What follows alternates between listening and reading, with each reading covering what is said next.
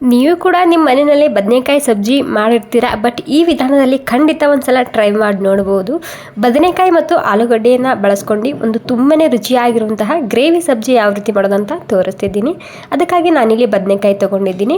ನಿಮಗೆ ಎಷ್ಟು ಬೇಕಷ್ಟು ತೊಗೋಬೋದು. ನೀವಿಲ್ಲಿ ನಾನಿಲ್ಲಿ ಕಟ್ ಮಾಡ್ಕೊಂಡು ನೀರಿನಲ್ಲಿ ಹಾಕಿಡ್ತಿದ್ದೀನಿ, ಯಾಕಂದರೆ ಅದು ಹೊರಗಡೆ ಇಟ್ಟರೆ ಕಪ್ಪಾಗುತ್ತೆ ಬದನೆಕಾಯಿ.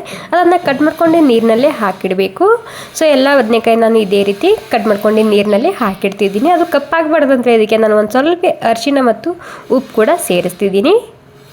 ಓಕೆ ನೋಡಿ, ಅರಿಶಿನ ಮತ್ತು ಉಪ್ಪನ್ನ ಹಾಕ್ಕೊಂಡು ಇದಕ್ಕೆ ನೀರಿನಲ್ಲಿ ಹಾಗೆ ಬಿಡ್ತಿದ್ದೀನಿ. ಅದೇ ರೀತಿ ನಾನಿಲ್ಲಿ ಒಂದು 2 ಆಲೂಗಡ್ಡೆ ತೊಗೊಂಡಿದ್ದೀನಿ. ಇದು ಕೂಡ ನಾನಿಲ್ಲಿ ಉದ್ದುದ್ದಾಗಿ ಕಟ್ ಮಾಡ್ಕೊಂಡು ತೊಗೊತಿದ್ದೀನಿ. ಅಂದರೆ ನಾನಿಲ್ಲಿ ಆಲೂಗಡ್ಡೆ ಮತ್ತು ಬದನೆಕಾಯಿ 2 ಸಮ ಕ್ವಾಂಟಿಟಿದಾಗ ತೊಗೊಂಡಿದ್ದೀನಿ. ನಿಮಗೆ ಯಾವ್ದು ಇಷ್ಟನೋ ಅದು ಜಾಸ್ತಿ ಕ್ವಾಂಟಿಟಿದಾಗ ಮಾಡ್ಕೋಬೋದು, ಇದರಲ್ಲಿ ಏನು ಪ್ರಾಬ್ಲಮ್ ಇರೋದಿಲ್ಲ. ಸೊ 2 ಕಟ್ ಮಾಡ್ಕೊಂಡು ಆದಮೇಲೆ ಇಲ್ಲಿ ಕಡಾಯಿನಲ್ಲಿ ಒಂದು ಸ್ವಲ್ಪ ಎಣ್ಣೆ ಹಾಕ್ತಿದ್ದೀನಿ. ಎಣ್ಣೆ ಬಿಸಿ ಆದಮೇಲೆ ಈರುಳ್ಳಿ ಸೇರಿಸ್ತಿದ್ದೀನಿ. 1-2 ಈರುಳ್ಳಿನ ಉದ್ದುದ್ದಾಗಿ ಕಟ್ ಮಾಡ್ಕೊಂಡು ಸೇರಿಸ್ತಿದ್ದೀನಿ. ಇಲ್ಲಿ ನಾನು ತೊಗೊಂಡಿದ್ದಂತಹ ಈರುಳ್ಳಿ ತುಂಬಾ ಸಣ್ಣದಿತ್ತು, ಹೀಗಾಗಿ 2 ತೊಗೊಂಡಿದ್ದೀನಿ. ದೊಡ್ಡದಾದರೆ ಒಂದೇ ಸಾಕಾಗುತ್ತೆ. ಇದನ್ನು ಕೆಂಪಾಗೋ ತನಕ ಹುರ್ಕೋಬೇಕು. ನೋಡಿ, ಈ ರೀತಿ ಕೆಂಪಾಗಬೇಕು. ಇದಕ್ಕಿಂತ ಪೂರ್ತಿ ಕೆಂಪಾದ್ರೂ ಭೀ ನಡೆಯುತ್ತೆ, ಗ್ರೇವಿ ತುಂಬ ಸರಿಯಾಗಿ ಬರುತ್ತೆ. ಸ್ವಲ್ಪ ದಾಲ್ಚಿನ್ನಿ ಮತ್ತು 1-2 ಲವಂಗ ಮತ್ತು 1 ಪಲಾವ್ ಎಲೆ ಹಾಕ್ತಿದ್ದೀನಿ. ಇಲ್ಲಿ ಈ ಗರಂ ಮಸಾಲ ಸ್ವಲ್ಪ ಕ್ವಾಂಟಿಟಿದಾಗೆ ಹಾಕೋಬೇಕು. ಸ್ವಲ್ಪ ಹಸಿ ಶುಂಠಿ ಮತ್ತು ಬೆಳ್ಳುಳ್ಳಿ, 1-2 ಚಮಚ ಶೇಂಗಾ ಬೀಜ, 2 ಚಮಚ ಕೊಬ್ಬರಿ ಹಾಕೊಂಡಿನಿ. ಮತ್ತು ಇದರಲ್ಲಿ ಈ ರೀತಿ ಸ್ವಲ್ಪ ಗರಂ ಮಸಾಲ ಹಾಕೋದ್ರಿಂದ ಗ್ರೇವಿ ರುಚಿ ತುಂಬಾ ಸರಿಯಾಗಿ ಬರುತ್ತೆ. ಹೀಗಾಗಿ ಗರಂ ಮಸಾಲ ಕೂಡ ಇದರಲ್ಲಿ ಮಿಕ್ಸ್ ಮಾಡದೆ ಹಾಕ್ಕೊಳ್ಳಿ, ಸ್ವಲ್ಪ ಕ್ವಾಂಟಿಟಿದ ಹಾಕ್ಕೊಳ್ಳಿ. ಇವಾಗ ನೋಡಿ, ಎಲ್ಲನೂ ಸೇರಿಸಿ ಈ ರೀತಿ ಕೆಂಪಾಗೋ ತನಕ ಹುರ್ಕೊಂಡಿನಿ. ಇವಾಗ ಇದನ್ನು ಪ್ಲೇಟ್ನಲ್ಲಿ ಸೈಡಿಗೆ ಎತ್ತಿಟ್ಕೊತಿದ್ದೀನಿ. ಸೊ ಮಿಕ್ಸಿಯಲ್ಲಿ ಸೇರಿಸ್ತಿದ್ದೀನಿ. ಇವಾಗೇನು ನಾನಿದು ಹಾಗೆ ಹಾಕ್ತಿಲ್ಲ, ಸ್ವಲ್ಪ ತಣ್ಣಗಾದ್ಮೇಲೆ ಅದನ್ನು ಪೇಸ್ಟ್ ಮಾಡ್ಕೋಬೇಕಾಗುತ್ತೆ. ಹೀಗಾಗಿ ಮಿಕ್ಸಿಯಲ್ಲಿ ಹಾಕಿಡ್ತಿದ್ದೀನಿ. ಇವಾಗ ಇದೇ ಕಡಾಯಿನಲ್ಲಿ ಆಲೂಗಡ್ಡೆ ತೊಗೊಂಡಿನಲ್ವ, ಆಲೂಗಡ್ಡೆ ಕೂಡ ಸ್ವಲ್ಪ ಹಸಿ ವಾಸನೆ ಹೋಗೋ ತನಕ ಹುರ್ಕೊಂಡು ತೊಗೋಬೇಕು. ಸ್ವಲ್ಪ ಸಾಫ್ಟ್ ಆಗಬೇಕು, ಅಲ್ಲಿ ತನಕ ಅದನ್ನು ಹುರ್ಕೊಂಡು ತೊಗೋಬೇಕಾಗುತ್ತೆ. ಓಕೆ ನೋಡಿ, ಇಷ್ಟಾದರೆ ಸಾಕು. ಇವಾಗ ಇದನ್ನು ಪ್ಲೇಟ್ನಲ್ಲಿ ಸೈಡಿಗೆ ಎತ್ತಿಟ್ಕೊತಿದ್ದೀನಿ. ಈ ರೀತಿ ಮಾಡಿ ನೋಡಿ, ತುಂಬಾ ರುಚಿಯಾಗಿ ಬರುತ್ತೆ. ಇಲ್ಲಿ ಈ ಮಸಾಲ ಕೂಡ ಪೂರ್ತಿಯಾಗಿ ತಣ್ಣಗಾಗಿದೆ. ಇವಾಗ ಇದಕ್ಕೆ 1-2 ಟೊಮೆಟೊನ ಹಾಕ್ತಿದ್ದೀನಿ. 2 ಟೊಮೆಟೊ ಹಾಕ್ಕೊಂಡು ಸ್ವಲ್ಪ ಲೈಟಾಗಿ ನೀರು ಹಾಕ್ಕೊಂಡಿನಿ. ನೀರು ಹಾಕ್ಕೊಂಡು ಇದಕ್ಕೆ ಸ್ಮೂತಾಗಿ ರುಬ್ಕೊಂಡು ತೊಗೋಬೇಕು. ನೀರಿನ ಕ್ವಾಂಟಿಟಿ ಜಾಸ್ತಿ ಇರಬಾರ್ದು, ಲೈಟಾಗಿ ಇರಬೇಕು. ಬೇಕಿದ್ರೆ ಹಾಗೆ ಕೂಡ ರುಬ್ಕೋಬೋದು ನೀರು ಹಾಕ್ದೇನೆ. ಇದೇ ಕಡೆಯಲ್ಲಿ ಇವಾಗ ಎಣ್ಣೆ ಹಾಕ್ಕೊಂಡಿನಿ. ಎಣ್ಣೆ ಬಿಸಿ ಆದಮೇಲೆ ಜೀರಿಗೆ, ಸಾಸಿವೆ ಮತ್ತು ಹಿಂಗೆ ಹಾಕ್ಕೊತಿದ್ದೀನಿ ಸ್ವಲ್ಪನೇ. ಮತ್ತು ಕರಿಬೇವು ಸೊಪ್ಪು ಹಾಕ್ತಿದ್ದೀನಿ ಒಂದು ಸ್ವಲ್ಪ.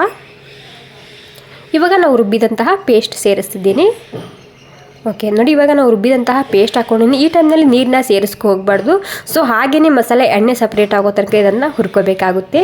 ಸೊ ನೀರು ಸ್ವಲ್ಪ ಮಿಕ್ಸಿ ಜಾರ್ ತೊಳ್ಕೊಂಡು ಹಾಕ್ಕೊಂಡಿನಿ. ನಾನಿಲ್ಲಿ ಎಕ್ಸ್ಟ್ರಾ ನೀರು ಹಾಕಿಲ್ಲ. ಸೊ ನೀರು ಹಾಕ್ದಿನಿ, ಇದಕ್ಕೆ ಎಣ್ಣೆ ಸಪ್ರೇಟ್ ಆಗೋ ತನಕ ಇದನ್ನು ಕುದಿಸ್ಕೊಂಡು ತೊಗೋಬೇಕಾಗುತ್ತೆ. ವಾವ್, ನೋಡಿ ಎಷ್ಟು ಸರಿಯಾಗಿ ಎಣ್ಣೆ ಸಪ್ರೇಟ್ ಆಗಿದೆ ಅಲ್ವಾ. ನಾವು ಇದರಲ್ಲಿ ಶೇಂಗಾ ಬೀಜ ಮತ್ತು ಕೊಬ್ಬರಿ ಹಾಕಿರ್ತೇವಲ್ವ, ಹೀಗಾಗಿ ತುಂಬಾ ಸರಿಯಾಗಿ ಬರುತ್ತೆ ಈ ಗ್ರೇವಿ. ನೀವು ನೋಡ್ತಿರ್ಬೋದು ಗ್ರೇವಿ ಎಷ್ಟು ಸರಿಯಾಗಿ ಬಂದಿದೆ ಅಂತೇಳಿ. ಸ್ವಲ್ಪ ಲೈಟಾಗಿ ಅರಿಶಿನ ಮತ್ತು ಧನಿಯಾ ಪೌಡರ್ ಹಾಕ್ತಿದ್ದೀನಿ, ಅಂದರೆ ಕೊತ್ತಂಬರಿ ಬೀಜದ ಪೌಡರ್. ಮತ್ತು ಖಾರಕ್ಕೆ ಎಷ್ಟು ಬೇಕಷ್ಟು ರೆಡ್ ಖಾರದ ಪುಡಿ ಹಾಕ್ತಿದ್ದೀನಿ. ನೋಡ್ಕೊಂಡು ಹಾಕ್ಕೊಳ್ಳಿ ಖಾರದ ಪುಡಿ ಇಲ್ಲಿ. ಮತ್ತು ರುಚಿಗೆ ತಕ್ಕಷ್ಟು ಉಪ್ಪು ಹಾಕ್ಕೊಂಡಿನಿ. ಇವಾಗ ಎಲ್ಲ ಮಸಾಲ ಹಾಕಿದ ಮೇಲೆ ಒಂದ್ಸಲ ಇದನ್ನು ಸರಿಯಾಗಿ ಈ ರೀತಿ ಮಿಕ್ಸ್ ಮಾಡ್ಕೊಂಡು ತೊಗೋಬೇಕು. ಮತ್ತು ಒಂದು ಸ್ವಲ್ಪ ಇದಕ್ಕೆ ಎಣ್ಣೆ ಸಪ್ರೇಟ್ ಆಗೋ ತನಕ ಮುಚ್ಚಿಡ್ತಿದ್ದೀನಿ. ಮತ್ತು ಇನ್ನೂ ಒಂದು 2-3 ನಿಮಿಷ ನಾವಿಲ್ಲಿ ಗ್ರೇವಿ ಎಷ್ಟು ಸರಿಯಾಗಿ ಮಾಡ್ಕೊತೇವಲ್ಲ ಅಷ್ಟೇ ಸರಿಯಾಗಿ ಬರುತ್ತೆ ಈ ಸಬ್ಜಿ. ಸೊ ನೋಡಿ, ಮತ್ತೆ ಎಣ್ಣೆ ಸಪ್ರೇಟ್ ಆಗಿದೆ. ಇವಾಗ ಒಂದು 2-3 ನಿಮಿಷ ಮುಚ್ಚಿಟ್ಟಿದ್ದ ಮಸಾಲ ಹಾಕಿದ ಮೇಲೆ ಇದನ್ನು ಮಿಕ್ಸ್ ಮಾಡ್ಕೋಬೇಕಾಗುತ್ತೆ. ನೀವು ನೋಡ್ತಿರ್ಬೋದು ಗ್ರೇವಿ ಯಾವ ರೀತಿಯಾಗಿ ಬಂದಿದೆ, ಯಾವ ರೀತಿಯಾಗಿ ಕಾಣ್ತಿದೆ ಅಂತೇಳಿ. ಸೂಪರಾಗಿ ಬಂದಿದೆ ನಮ್ಮ ಗ್ರೇವಿ ರೆಸಿಪಿ. ಇವಾಗ ಇದರಲ್ಲಿ ನಾನು ಬದನೆಕಾಯಿನ ಸೇರಿಸ್ತಿದ್ದೀನಿ. ಸೊ ಮೊದಲಿಗೆ ಬದನೆಕಾಯಿನೇ ಹಾಕ್ಕೊಳ್ಳಿ, ಯಾಕೆಂದರೆ ನಾವು ಆಲೂಗಡ್ಡೆ ಸ್ವಲ್ಪ ಹುರ್ಕೊಂಡಿದ್ದಲ್ವ, ಅದು ಜಲ್ದಿ ಬೇಯುತ್ತೆ. ಹೀಗಾಗಿ ಬದನೆಕಾಯಿ ಮಾತ್ರ ಹಾಕ್ಕೊಳ್ಳಿ. ಮತ್ತು ಗ್ರೇವಿಗೆ ಎಷ್ಟು ಬೇಕು ಅಷ್ಟು ನೋಡ್ಕೊಂಡು ನೀರನ್ನ ಹಾಕ್ಕೊಳ್ಳಿ ನೀವಿಲ್ಲಿ.